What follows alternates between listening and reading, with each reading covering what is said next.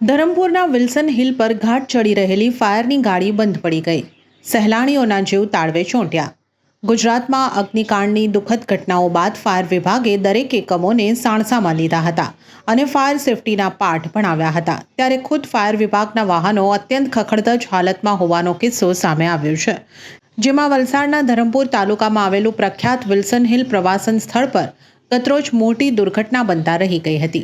જેમાં Wilson hill પર ખાનગી સંસ્થાના કાર્યક્રમમાં સુરક્ષાના ભાગરૂપે જઈ રહેલી ધરમપુર નગરપાલિકાની ફાયર બ્રિગેડની ગાડી વિલ્સન હિલનો ઘાટ ચડતા સમયે રસ્તાના અધ વચ્ચે બંધ પડી ગઈ હતી.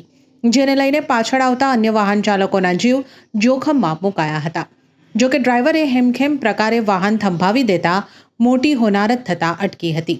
આ મામલે વલસાડ ન્યૂઝની ટીમ દ્વારા તપાસ હાથ ધરાતા અનેક ચોંકાવનારી બાબતો સામે આવી હતી.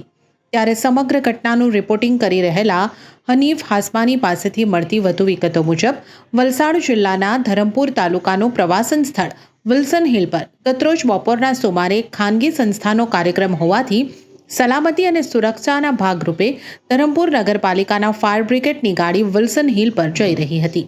તે દરમિયાન વિલ્સન હિલનો ઘાટ ચડતા સમયે ફાયર બ્રિગેડની ગાડી ગરમ થઈ જવાને લઈને અચાનક બંધ પડી ગઈ હતી.